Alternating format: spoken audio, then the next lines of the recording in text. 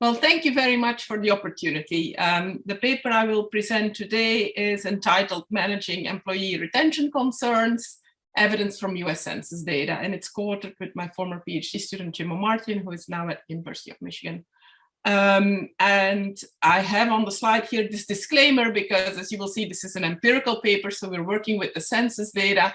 We have to make sure that we put this disclaimer on the slide around the process that we went through to be allowed to talk about this data and the disclosure that we are or not allowed to make. So the motivation for this paper comes from this notion that employee retention concerns are very, very costly. A report by the Work Institute recently estimates that voluntary turnover costs for employees cost about 30% of their yearly salary. And the estimation for the US in 2019 is that this costed more than $630 billion. So very expensive. Yet if I think about the research volume in the literature, I find that retention concerns are relatively under-researched compared to the volume of research on employee incentive provision. So it's sort of the IR versus the IC constraint.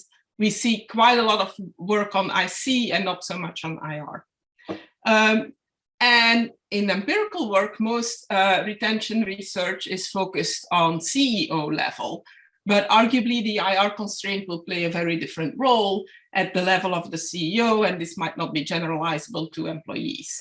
And then typically the couple of papers that exist at employee level on retention concerns have been pulling just one lever that firms can pull, often stock options or something like that, like the broad-based provisions of stock options. But I would be amiss to not give a shout out to a JMAR paper. Gerakos et al. Actually have looked at two levers, equity grants and non-cash benefits in JMAR. So what do? We study both wage as well as various previously unstudied non-wage levers that firms may pull to respond to retention concerns. And those retention concerns, the way we all operationalize that, are due to the wage growth in local labor markets. Basically, this notion that employees' reservation wages are going to be increasing. We use a large, very representative sample of US Census data of more than 14,000 manufacturing plants. And interestingly, we have multiple observations per firm, so multiple plants per firm, which allows us to also look at retention concerns specifically for multi-plant firms. The notion is here that these wage and non-wage levers are not set at one plant in isolation. We will answer or attempt to answer three broad research questions.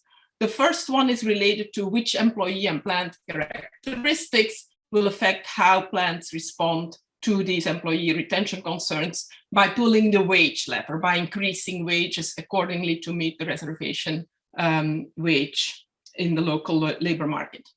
The second research question is to do with which non-wage levers these plants use to respond to employee retention concerns. So why would they use non-wage levers? You might ask, well, there's a couple reasons here. So first of all, there are transaction and adjustment costs to pulling the wage lever very frequently, because frequent wage contracting is problematic, particularly if you think, for example, about how sticky wages are. You can increase them, but it's very hard to decrease them again should retention concerns relax, for example. And furthermore, as prior literature has pointed out, from a retention point of view, it should be the level of compensation that matters and not the form. So we are interested in looking at other contractual features that might increase utility to meet employees' reservation utility.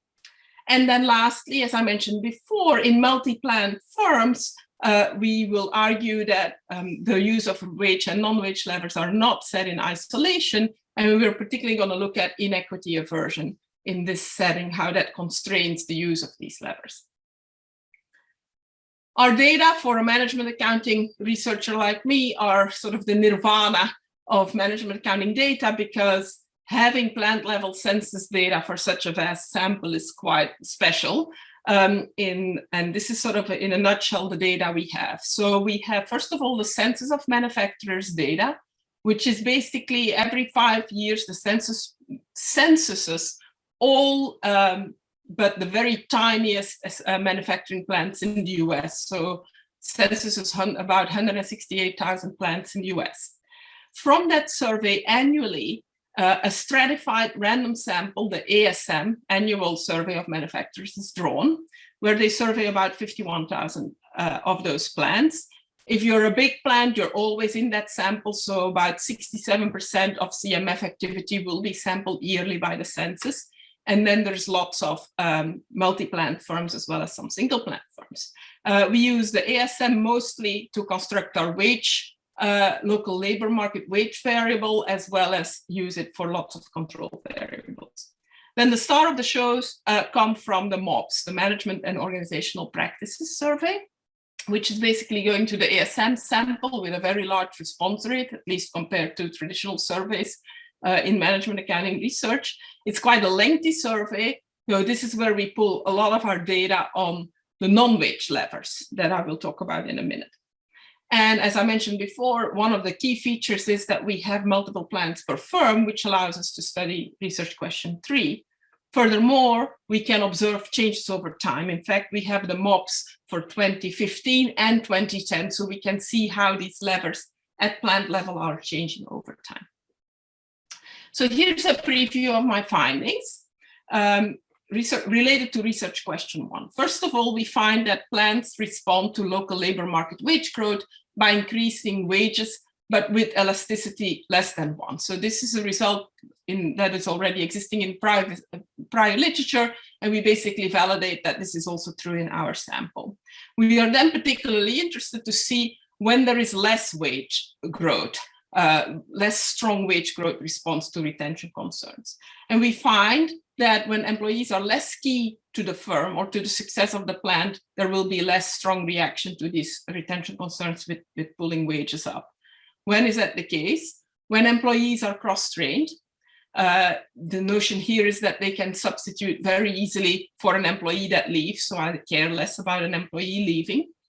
And with this notion of soft information leaving together with the employee leaving the firm, when there is actually less information that resides in employees, we again care less about them leaving, and we will adjust wages less in response to retention concerns. That is the case when we have developed formal information systems within the plant, sort of hard information systems, and when management chooses which data to collect rather than the employees, so showing some ownership around data. And then lastly, on this research question, we find that when plant management has more delegated decision-making authority, we will also not as strongly increase wages based on retention concerns, consistent with local management having insight into who are the most valuable employees and can sort of act surgically to increase those people's wages rather than in a broad-based way. With respect to research question 2, we're looking at which non-wage levers plants are using to respond to these local wage growth retention concerns. And I think this might be particularly interesting for this audience. We find that they actually alter the incentives to deal with retention concerns. So this is an interesting link, we think, between the IC and the IR constraint. So here are a couple of the results. So first of all, they use less salient performance targets. So the targets are less communicated throughout the entire firm. They're less salient. This allows them to pay bonuses even if targets are not achieved. So to use them for retention rather than to really set incentives around those performance targets. They're also less likely to put bonus schemes based on localized performance metrics, but will use more higher aggregate metrics.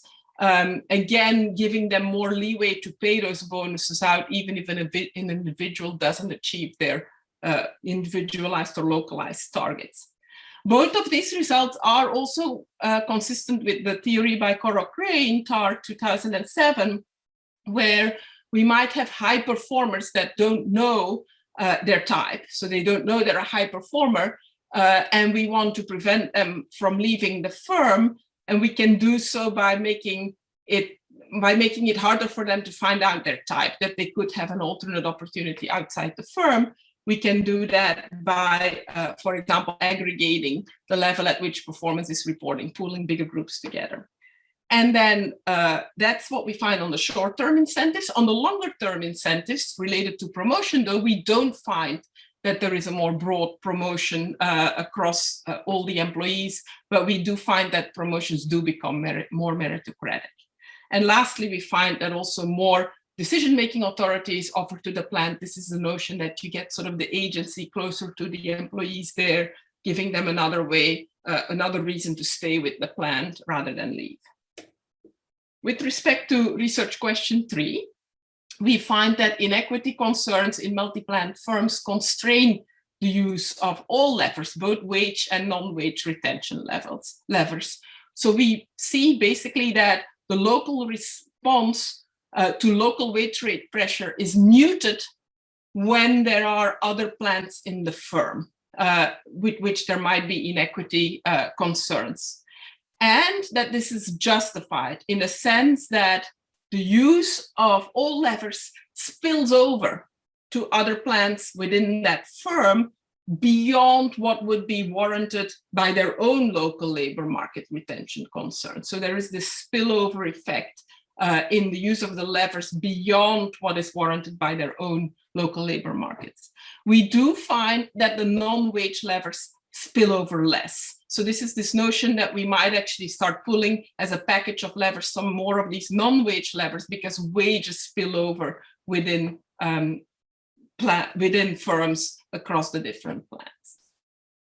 This is where I want to conclude my recorded presentation, and I'm happy to go further in the slides or take any questions. So this is the plan that I had for the remainder of the session. And I actually wanted to start with the question on why did I present this paper for this audience here, and maybe I can still show you that slide, and then I'm happy to answer any question you may have. So there's two main reasons here. First of all, I hope that by giving you some broad-based descriptives, I hope to inspire more new theory development on some of the topics here that this paper covers, particularly the role of the IR constraint, which I think is underdeveloped in theory. We focus a lot on the IC constraint. And then secondly, the use of incentive and performance measurement levers to deal with the IR constraint. Sort of thinking a bit more maybe in theory about the interesting interplay between IR and IC constraints. And then lastly, constraints posed by multi-divisional firms on the IR and possibly the IC constraint actually here too, as those non-wage levers show some spillovers too. Then from sort of the point of view of input on this paper, I would love to learn from you if there's theory that I may have overlooked or economics-based arguments that I may have overlooked that could explain some of our theoretical results. So, so let me open the discussion with a question. Yes. If I could push you a little bit on this idea that the shocks come into wages. I understood what the economists are saying. It isn't the debate that these wages will adjust to shocks, but the debate is whether they adjust enough to adjust with unemployment. So normally when unemployment goes down, the wages should go up. So it's not really yes or no, it's a question of is there frictions that prevent the adjustment, and how big are those frictions? And I see in the New York Times, if you look at it, they were claiming that despite with COVID that there are labor shortages, the firms are not increasing their wage enough.